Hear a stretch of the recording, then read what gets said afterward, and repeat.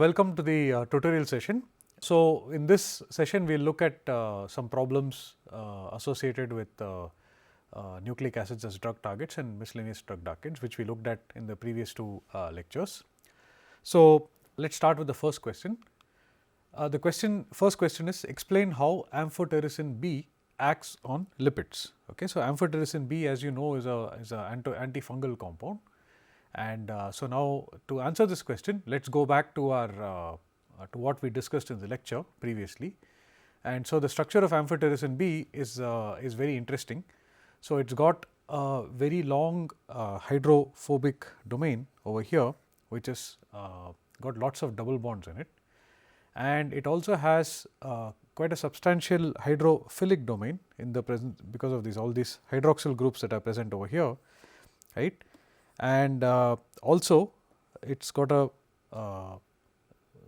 an analogous, something similar to a carba sugar over here, and an amino sugar over here. And so, all of these contribute to hydrophilicity, but has a distinct region of hydrophobicity as well. Okay. So, together this gives this molecule a very interesting flavor. So, what happens is that several amphotericin molecules, they cluster together such that the alkene chains, which are quite hydrophobic, face towards the center of the cell membrane. Okay. So, as we have discussed many times before, the cell membrane domain here is going to be quite hydrophobic, right. So, because it is quite hydrophobic, you have this olefin region is going to come and sort of associate with it. And in the process, you can imagine that the hydrophilic region, which is over here, which is going to face the periphery, as well as the hydrophilic region on the inside, those hydroxyl groups that we looked at previously, they can all align themselves in the through the membrane. Okay. And so, if there are two such amphotericin molecules, then they are going to form some sort of a situation where they are going to weakly interact with one another. And this can form what is known as a tunnel, and the tunnel resulting from this cluster is going to be lined with hydroxyl groups. Okay. So, because of this, it is going to be quite hydrophilic, and so what this does is it is going to draw out all the polar contents of the cell. So, as we have already discussed many times, the role of the lipid bilayer is to make sure that the contents of the cell remain intact. What it does, because of the tunnel that is formed, is to be able to drain away the polar contents. This results in cell death. Okay. Very recently, it has been established that each molecule of amphotericin B forms a hydrogen bonding interaction with the molecule of ergosterol, and ergosterol, which is shown here, is a lipid that is found in the fungal cell membrane. Okay. So, therefore, this interaction has some value to it, because it adds to some selectivity, right. And the ergosterol is the cholesterol equivalent in fungi. Okay. The next question is, how do quinolones and fluoroquinolones act to inhibit bacterial growth? So, bacterial growth inhibition by quinolones and fluoroquinolones is very important, because they form some of the the frontline antibiotics, and so understanding how these inhibit bacterial growth is very important. Okay. So, let us first look at the structure of quinolones. So, this is the structure that is shown of quinolones, and they are actually synthetic agents, and again we have looked through this in the lecture. And there is a area over here which has a carboxylic acid, where it can bind to the topoisomerase enzyme. We have already looked at topoisomerase enzyme previously, the function of topoisomerase enzyme, and here is the region which binds to DNA. And so, what it can do is it can help with the stacking interaction, and here is the region which again binds to the enzyme, right. So, if you look at the topoisomerase DNA complex and you imagine that it is going to look like this, then this is where the fluoroquinolone is going to bind, and once it binds, it is going to have a favorable interaction with binding to DNA as well as an interaction with the topoisomerase enzyme. So, together what it does is it actually inhibits the DNA the DNA enzyme complex, and this results in inhibition of replication. Okay. So, the binding site for fluoroquinolones only appears once the enzyme has nicked the DNA strand and the strands are ready to be crossed over. Okay. So, at that point 4 fluoroquinolone molecules are bound in a stacking arrangement such that their aromatic rings are coplanar. Okay. So, as we looked at earlier, the carbonyl and the carboxylate groups interact with DNA by hydrogen bonding, right, and this, while the fluoro substituent at the position 6 and the substituent at position 7 and the carboxylate are involved in binding interactions with the enzyme. The next question is, puromycin is an antibiotic that inhibits the translation of proteins. So, when inhibition is taking place, partially constructed proteins are found to be present in the cytoplasm, and the covalently linked molecule which are, and they are covalently linked to the drug. Okay. So, suggest a mechanism by which this drug causes inhibition. So, here is the structure of puromycin. So, let us look at this structure in a little bit more detail.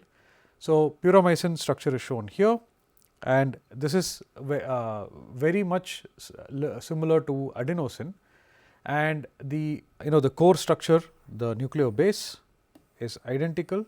Okay. The sugar is somewhat similar, right.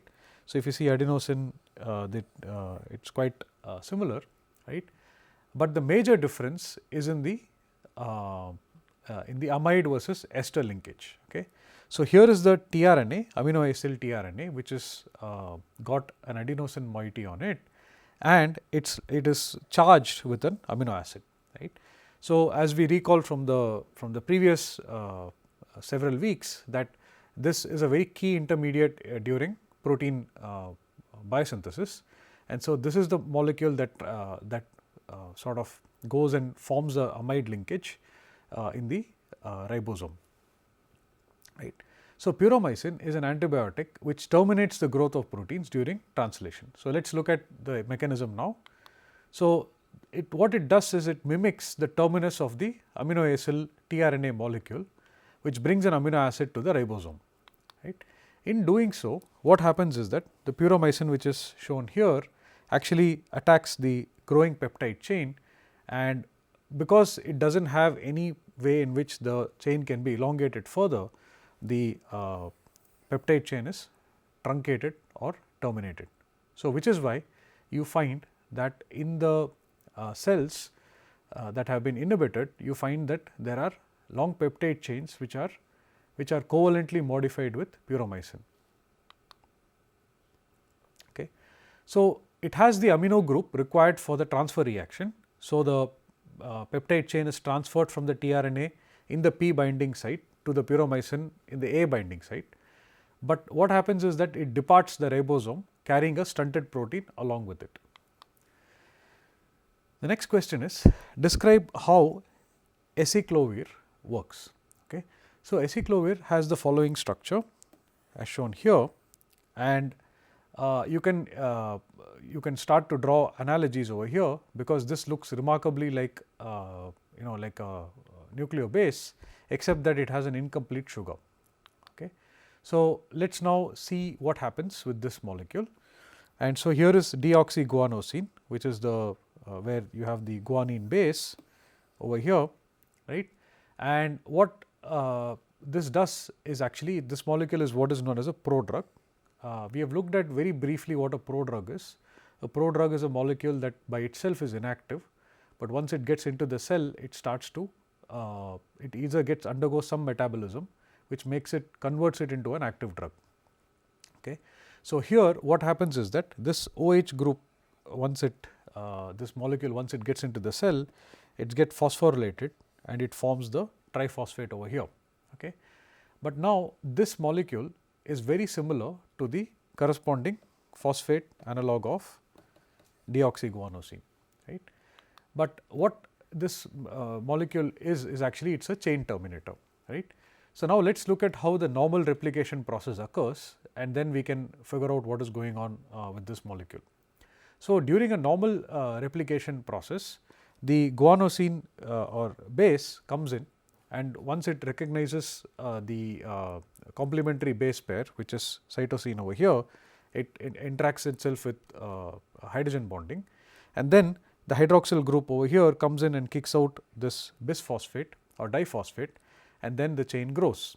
So, now the next molecule with the C as the complementary base pair will come and sit, and similarly this is going to elongate. Okay. So, this is catalyzed by the enzyme DNA polymerase.